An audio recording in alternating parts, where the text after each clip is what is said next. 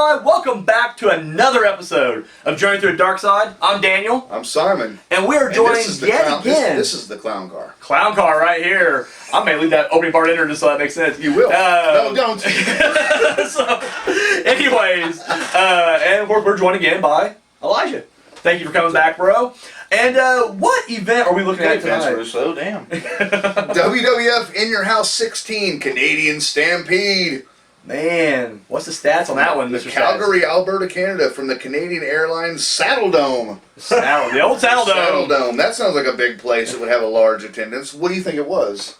10,000. The Saddle Dome. In I'm 97. gonna go like around 8,000. 12,151. God damn. We just keep getting, we're getting close, but we're off by a couple hundred. And what was the main event that night? You know what? I even got that. The Hart Foundation. First, Ken Shamrock, Goldust, the Legion of Doom. Oh, you and know, Stone Cold Steve Austin. You know the Hart Foundation was 10-man tag team match, which I assume was a clusterfuck of a fucking match because I hate those with a passion. This wasn't bad.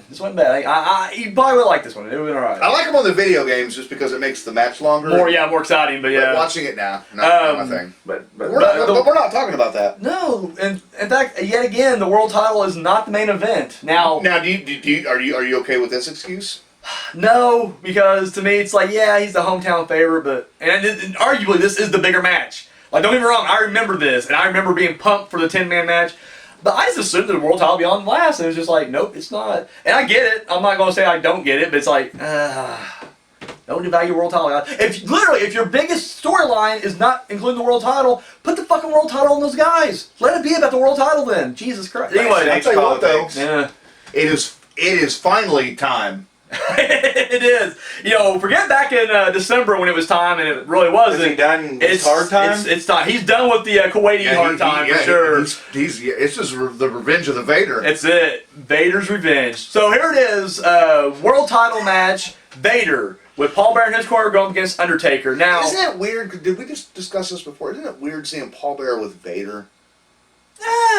And this is actually it after. Makes sense, though. Yeah, we discussed it back at Royal Rumble whenever he came out and helped him out. It's not weird only because he's already had that run of Mankind, so it's easy to transition to like, okay, he can manage other people outside of Taker. Mm-hmm. I feel like the first time I saw him with Mankind, it was weird, but then after that, Executioner or fucking Vader is just like, sure. This is actually after the secret's been revealed too. Yes. So you hear a lot about that. No, we got a lot to unpack on this one too because you spoiled it last episode. Yeah, you dickweed. So here's the thing. We got alive. That's it. Whoa, that was a perfect impression. Holy shit. So here is what happened. Now initially this match was supposed to be Ahmed Johnson versus The Undertaker for the world title. We already discussed last week how Ahmed screwed him over, turned on him. And we were going to build that up. Now, we were talking about the Matrix earlier. Mm-hmm. Sounds like we just dodged a bullet. Oh, we did. That's literally what Bruce Pritchard said too. He goes, honestly, we dodged a bullet with this, and I'm like, wow. I don't know. How did Ahmed react to him not being in the match? What did he say? He probably said, I am very unhappy, and let me just tell you, I'm displeased with this, but I'm going to head out right now, and I'll come back. He had Farook answer for him. He said, damn! That was it right there. All right. So, what happened was, on an episode of Raw is War, we had a big scuffle between the DOA and the Nation of Domination, and during that scuffle, Ahmed Johnson blew his knee out, and unfortunately, he had to set out. And unfortunately, this has been the story of Ahmed's career. His first run, when he got the IC title, he was red hot, dude. The crowd loved him. They were pushing him, and then big feud with Goldust. Yeah, and then Farook came in. They were setting up a huge feud with him, and then kidney injury, and so he was out for a while. They even brought him back kind of prematurely, but kind of hit it where he didn't really compete, but he was constantly getting himself DQ'd or whatever. He was cutting promos and stuff. Oh, he's definitely cutting promos. And here he is now working his way up, and at this point, he's a heel now. He put himself in that main event spot. Now, I mean, clearly he wasn't going to win a title, and we know that. But still, yet he made it to the top. And it is sad to see him get taken out this way because, unfortunately, this is it. He will never get this high again. He'd come back and. Oh, I'm sure he will. Well, wow. So he comes back and he eventually rekindles the feud. Is Ahmed still with us? Yeah, I think so. Okay. I believe so. Yeah. I don't know how much longer. God damn, you seen him lately? fat as fuck. Like he's gorgeous. Yeah, he's not exercising no more. In fact, you see that a little bit when he joins WCW and joins Sponsorship. Harlem Heat.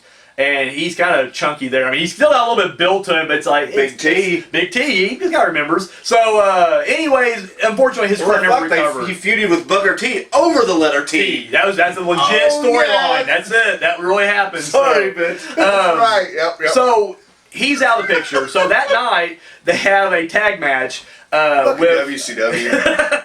They have a tag. Russo. Oh, for sure. Where are they at now? We're just stepping all over you right now. Oh, it's brutal. That's all right. I power through. So, I bet you watched some Big T matches. I did watch the Big T matches. I was still with him at that point, and then just got now, too what much. is Big T's promos? Very clear and coherent. He was very well spoken. So, anyways, D'Lo Brown and Kama Mustafa took on Vader and Taker. And at this point, Taker's still being forced to kind of team up with, he's being raped into these matches, where he, against his will. Raped. And for sure. But what happened is during this tag match, Taker's had enough, and he fucking flips out, and he turns on Vader. But Paul Bearer was like, I wasn't bluffing. Like, this was, I wasn't going to keep no bullshit. Yeah, guess what? I'm going to reveal the secret, and the secret is revealed that... What was it? Kane's alive, Undertaker! There it is. And Something like that. Turns out that when they were younger... Now, what if Ahmed Johnson had said that? Well, I think you do a pretty good Ahmed, don't you? I'm my mouth full. So anyways... Put some... that's good. Just put that in there. Put some shrimp in there and talk. So, turns out that when Taker was younger, him and Kane, brothers, a fire broke out. Legit. And... Yeah, and In their funeral family funeral home. And so what happened was Paul Bear's claiming that Taker set this fire, and it killed the family. And Kane was thought to have been dead too, but Kane's still alive. And guess what? He's coming back for him. Now Taker says that didn't happen like that. In fact, it was Kane that set the fire. And he thought he was dead, but he's back. And so there's all this kind of stuff going on. And the funny thing is when the story progresses and Russo throws more swerves on it than a fucking curvy road, it literally is the narrative that Taker set Kane up. So it's like when the secret comes out, would he have thought like the secret was that he himself murdered everybody and then sent his brother to an insane asylum? Not that he thought his brother was dead, but wrestling! So it don't matter, we move on. So anyways, for right now, all you need to know is that Kane is alive, and they're dangling that in front of him, and he's got all this shit on his head, because once again, he thought his family was all gone, but turns out he has a brother still out there. And Beyond Kayfabe, which is a place I like to go sometimes, Elijah, Kane's already been in the ring with Taker a couple times as Isaac Yankem and Diesel. And so what happened was, eventually, after Paul Bearer just got tired of losing constantly, he bumps into Kane. Or maybe bumped into Diesel, but then he bumps into him, and he's like, Dad, it's me. And he's like, oh, yes, there it is. If you remember later on, we find out Kane's actually his son. He didn't say, oh, yes. Oh, he did say, oh, yes. And so they end up teaming up, and they get this plot together, and they're going to slowly start trying to drive the Undertaker insane and bring him down. So, at this point, Ahmed's out, and they don't even try to, cover that up. They legit say, Ahmed's supposed to wrestle, and he's injured. So, anyways, at this point, he's going to be replaced by Vader. Which is surprising only in the fact that, not from a kayfabe standpoint, because Vader would be a pretty good, suitable replacement, but just in real life, he's been plagued with injuries in WWF, which Vince is always down on. The fact that they had the whole Shawn Michaels debacle in '96, and then, of course, the Kuwaiti arrest that we touched on a couple times this month already. It just seemed like this was Vader's last chance, and it actually does turn out to be his last kind of shot at the big time. He'll eventually fall down the card, and we'll get the infamous, I'm just a fat piece of shit. Piece of shit. So, unfortunately, this is kind of Vader's last hurrah. So, that's the setup right there. It took a long way to get there, but once again, a lot can happen in a month when motherfucker gets injured by the DOA. So, anyways, you would think, he didn't recognize his own brother, but he definitely didn't recognize Chains either. You would be like, hey, wait a minute, aren't you the guy who used to pretend to be me a long time ago? Didn't happen either. So shorter. It's shorter, yeah. A little bit shorter when you got Midget Taker. Anyways, so we get to this match. Vader, and like you mentioned last week, when Taker does the Vader gets scared the shit out of him too. So highlights from the match, guys. Anything you guys can think of in this match? Oh man, just nothing. You think he spots stick out? I mean, he's going for the big. Well, we'll get to there. Yeah, that's toward the end. We'll get to the end. The only thing I can think of that really kind of stands out here, aside from Paul Bearer every 5 fucking seconds going, murder, murder, murder, you're a murderer. Yeah. Over and over, and it was just like, son of a bitch. Like, I get the point, but it's like, you just want to punch him in the fucking face. Like, I guess he's doing his job. But as a heel. I was saying, he's doing his job right. You want to take him down. I will say, dude, this crowd. Paul Bearer makes an incredible heel, man. Oh, he does. I think he's a better manager as a heel than he was as Taker's going to be. Just like you want to go against him. The one thing I will say about this crowd, and for the entire Canadian Stampede pay-per-view, is, dude, they are white hot the entire fucking night. From Triple H Mankind to Taka, Miki Nochu, and the Great Suzuki. What? Yeah. And this is their debut. It's like they're not even like mainstay. That might be awesome, and dude, the crowd is eating it up. They fucking love it. So by the time Taker gets in there, dude, the crowd is ecstatic. And dude, it gets even better in the big 10-man main event. Wow. But there's a moment here, I don't know if you guys noticed or not, when Vader has this weak-ass fucking nerve hold on Taker. Like, he's not even, like, saying, he's just literally got his hands laying on his shoulder, and Torch Taker's selling it. It just looks bad. The crowd is erupting so much that the hard cam starts to shake. Yeah. And I'm like, holy shit. Like, oh, you will never, and I don't care, I don't give a fuck, you will never see that again in pro wrestling, ever again. You just won't. I don't care. Unless you get a small gymnasium, they set that tripod up to the guy, like, hey, when you get crazy, this guy touch the tripod a little bit. Go ahead, yeah, cheer. You're not going to get that reaction, dude. That was insane.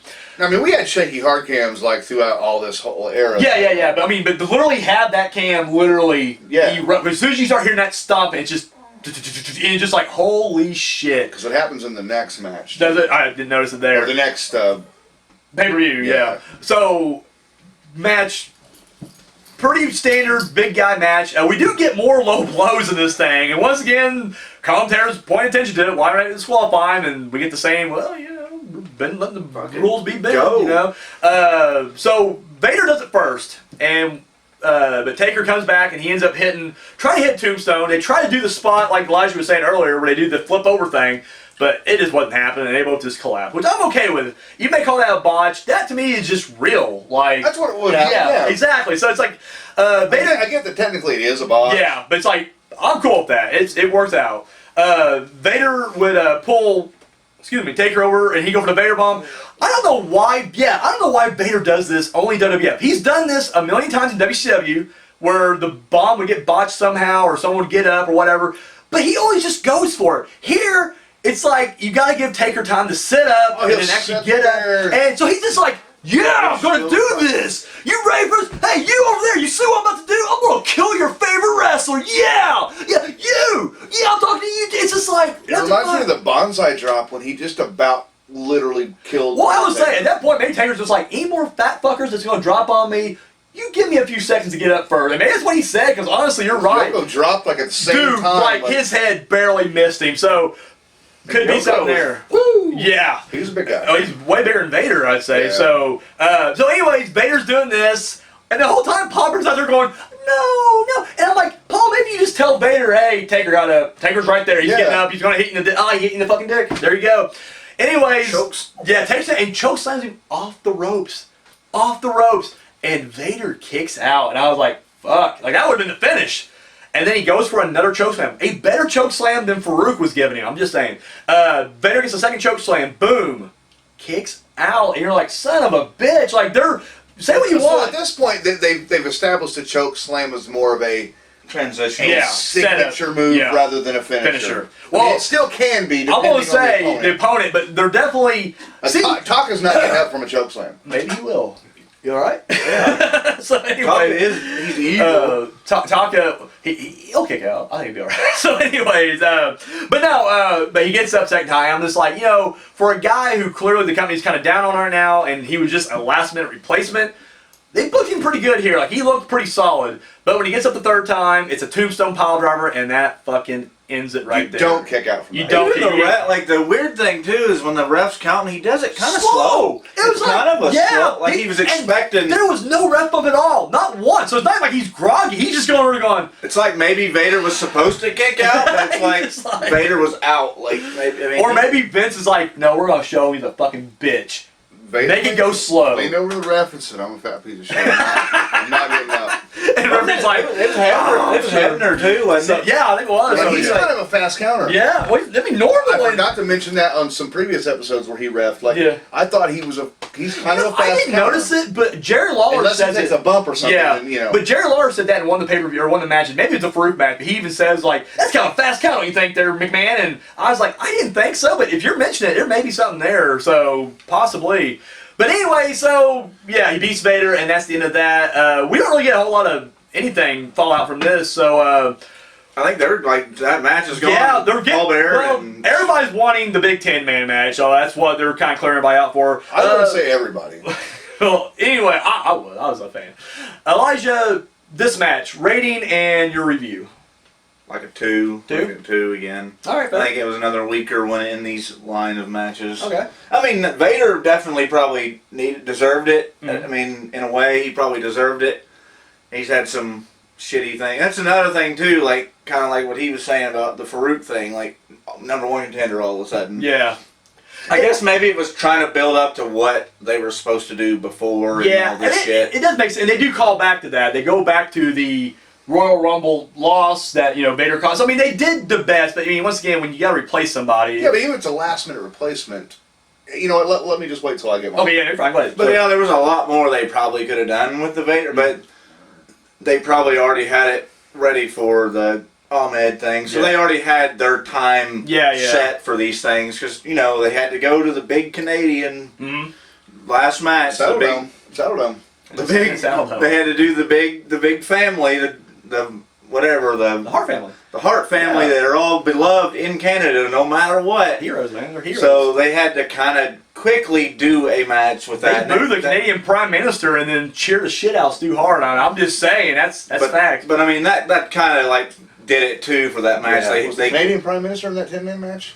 It should have been. But they couldn't do what they probably could have done, both of them. Yeah, Vader's a big guy, but like he can fucking move. Like I've seen. I think at this point he was still going pretty He good. can fucking move. He's a big guy that I've told you a big Vader fan back in the day. Oh, he's a big guy that can do smaller guys shit. And when I was a big Vader fan back in the day, this guy didn't even know Vader from WCW even existed in Japan and like the other stuff. It's like, oh my god! But it's like he's not 450 pounds, no way. Like the big spots, of course, for the going for the Vader thing, and then he choke slams him like that. Yeah, but I mean, that was about it. Like after that, like it was a really quick match. Like nothing.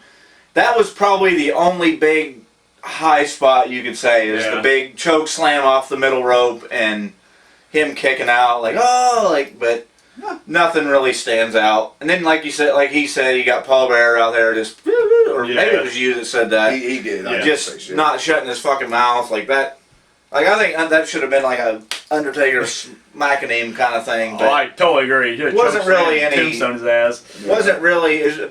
I gotta say, yes, better than the Farook match. Sorry, but I mean, but it's still probably out of these matches, it'd probably be 4th place. Fair enough. But 2. What about you? Rating and review. I'm gonna give it 2 stars. I hated this match. This is a negative 2 stars. Not negative, but I mean, this is not really the only thing that gave it more stars than the Farook match was that there was, even if it's unintentional, there was still some backstory and some history. Yeah. Because that's what I almost interrupted, and I want to go ahead and just wait until.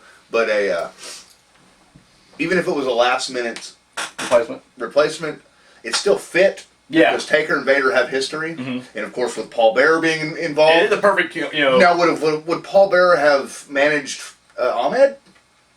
Oh, that probably knocked the hesitation. So no. Okay, but so it still worked for me. Yeah. And I have to say, like,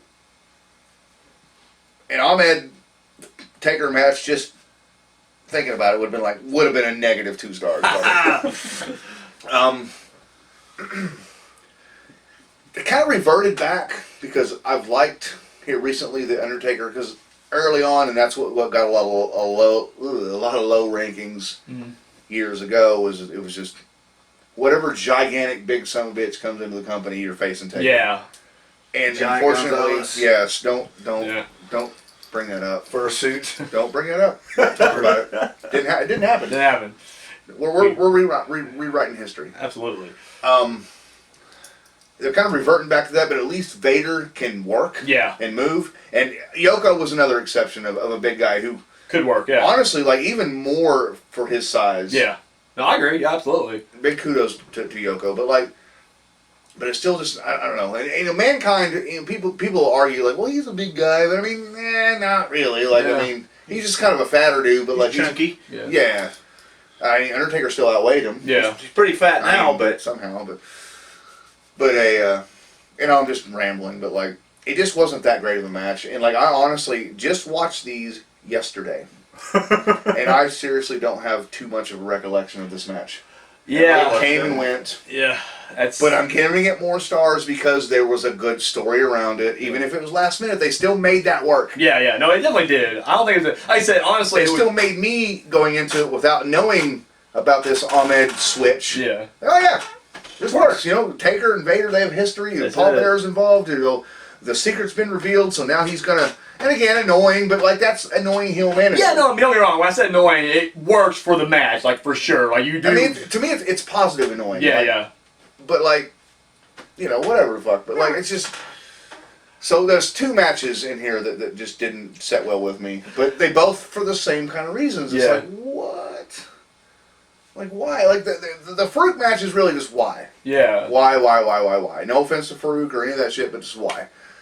The Vader match, last minute change, made more sense than a Vader, the Undertaker Ahmed match. Even though Ahmed Johnson did have that, you know, they did have a build up, but it was such a short build up. And then the things that he said to Undertaker, you know, about that's a human being. Why?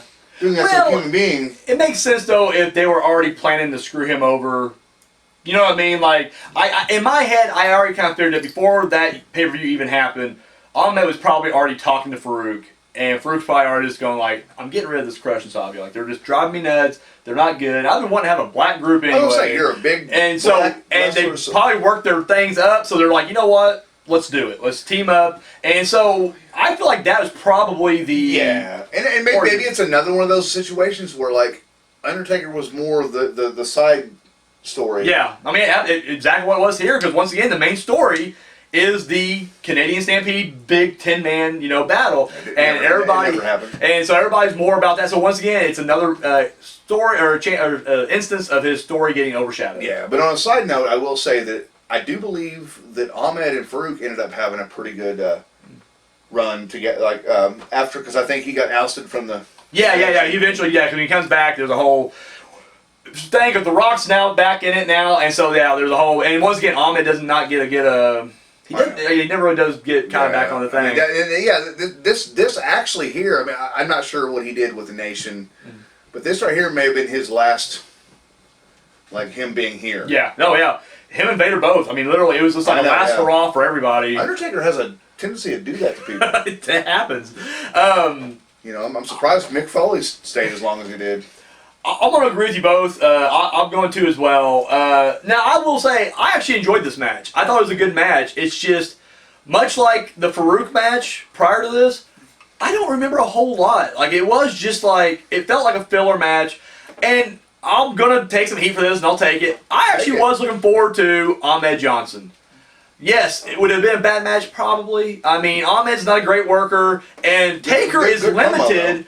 Great promo. But Taker is very limited in the fact that, if you're good, he can have a great match with you. If you're not, it's going to be tougher for him to carry you. And we've seen that in the past, whether it's Giant Gonzalez or fucking King Kong Bundy or whatever. It's just like, they have shit matches.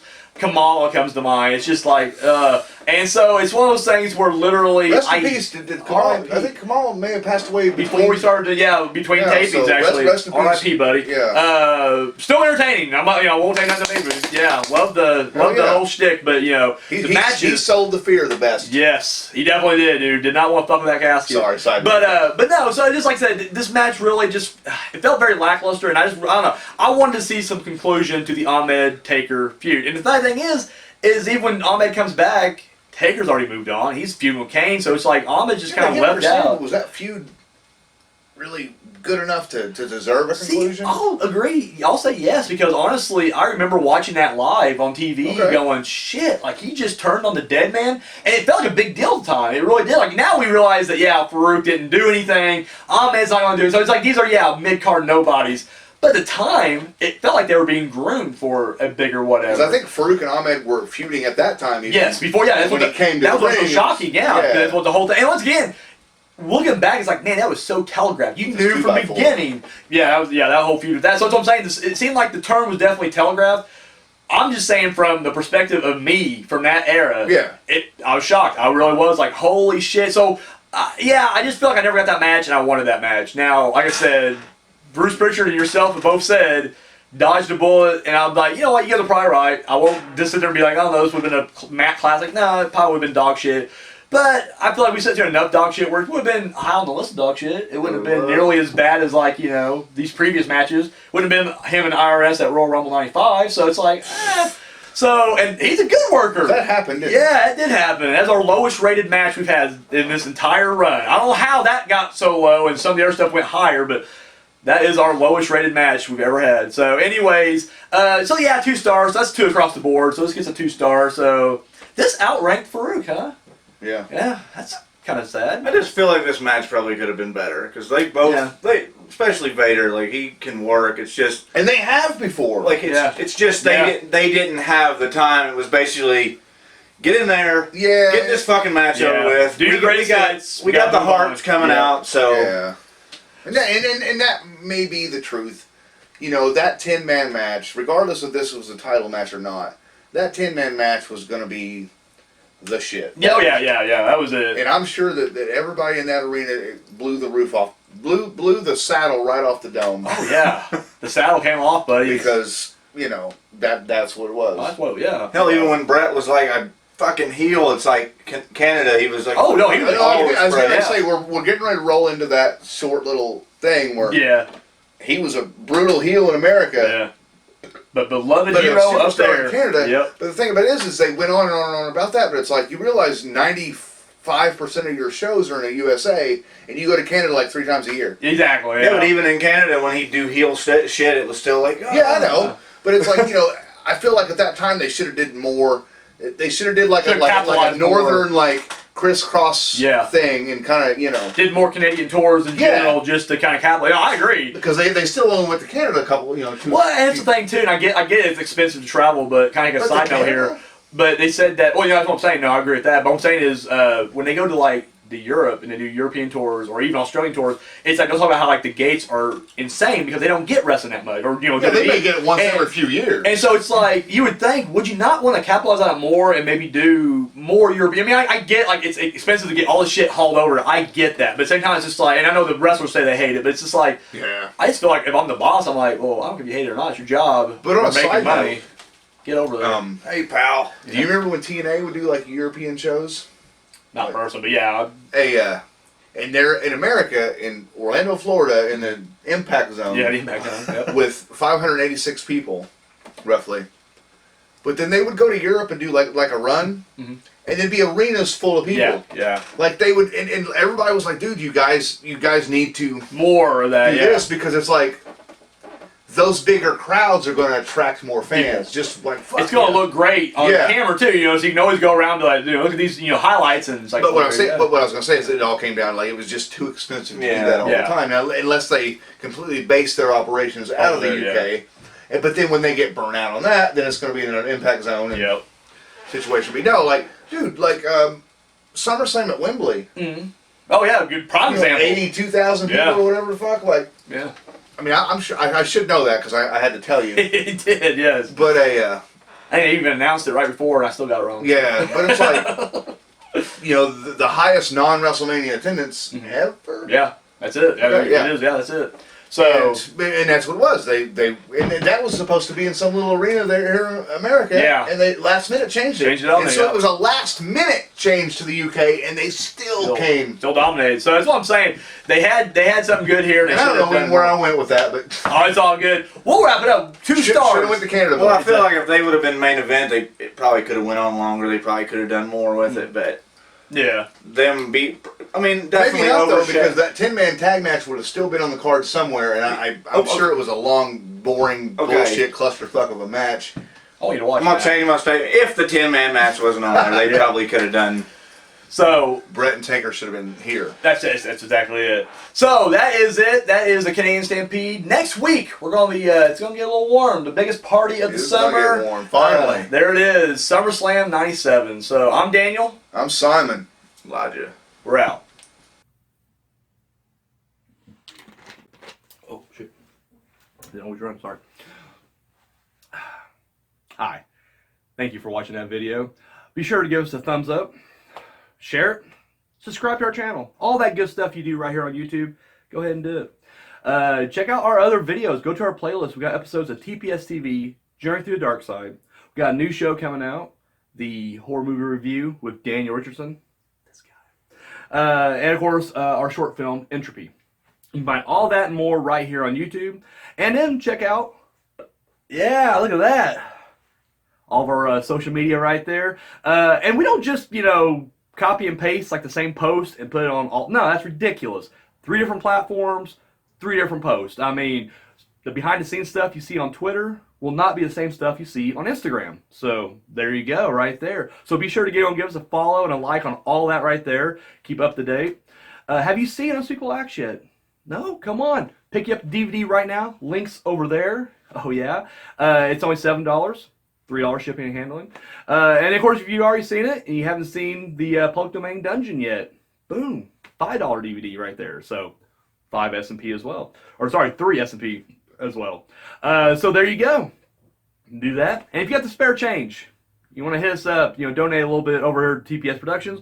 Our Patreon is right there. Oh yeah. So that's all we. Oh my God, sorry.